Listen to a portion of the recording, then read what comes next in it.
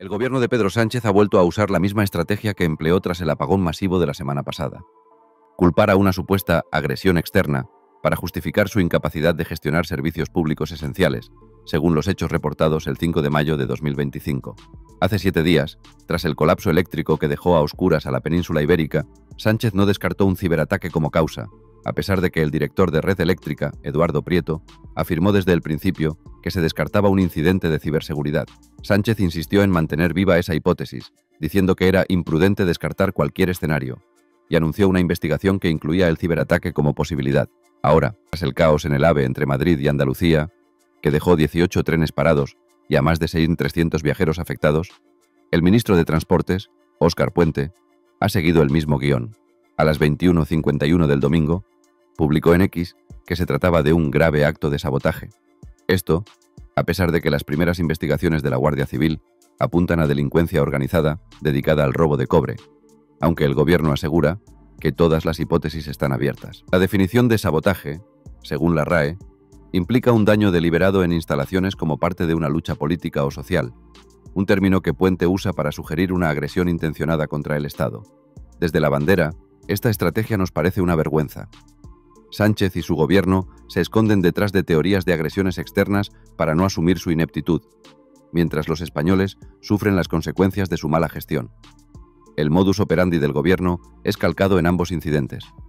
Primero el apagón y ahora el colapso del AVE. En los dos casos, se produce un fallo crítico en un servicio público esencial, y antes de que las investigaciones avancen o se confirmen las causas, el Ejecutivo lanza un mensaje que lo posiciona como víctima de una agresión externa y deliberada, término que usó Puente para describir el robo de cobre en la línea de alta velocidad. Durante la crisis del apagón, Sánchez mantuvo la hipótesis del ciberataque viva durante días, incluso cuando los expertos la descartaron desde el inicio, generando confusión y desviando la atención de su propia responsabilidad en la falta de mantenimiento y planificación del sistema eléctrico. 7 días después, con el AVE paralizado, Puente no esperó ni a los resultados preliminares de la Guardia Civil para calificar el robo de cobre como un sabotaje, sugiriendo una acción deliberada contra el Estado, aunque las primeras pesquisas apuntan a delincuencia organizada, no a un ataque político. Este patrón demuestra una estrategia clara. Sánchez y sus ministros buscan excusas externas para evitar rendir cuentas, mientras los ciudadanos sufren las consecuencias de su negligencia. Desde la bandera, esto nos indigna. Los españoles merecemos un gobierno que asuma sus errores y trabaje para evitar estos desastres, no uno que se dedique a inventar conspiraciones para salvar su imagen.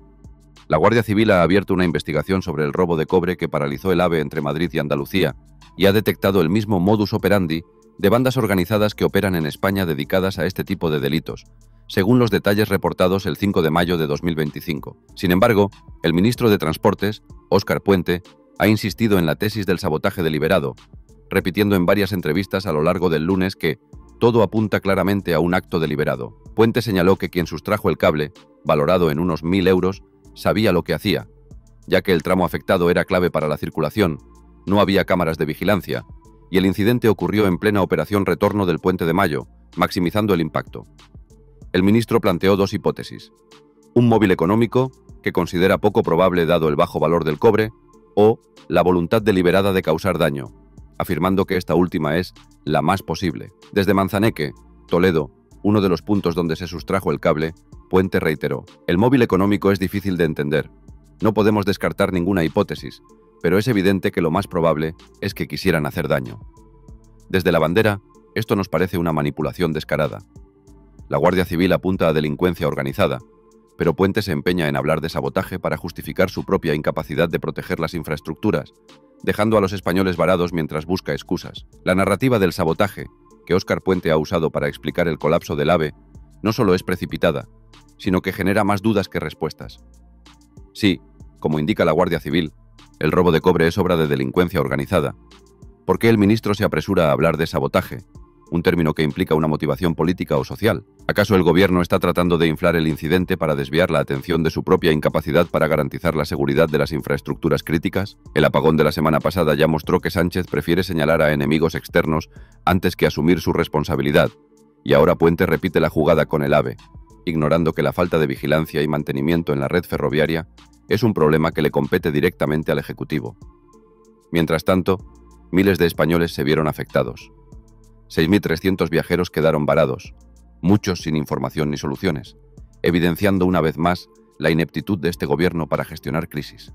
El presidente de Renfe, Álvaro Fernández Heredia, intentó ser más prudente que Puente en una entrevista en Cadena SER, diciendo que no le correspondía entrar en si el incidente fue un robo o un sabotaje, pero acabó respaldando al ministro.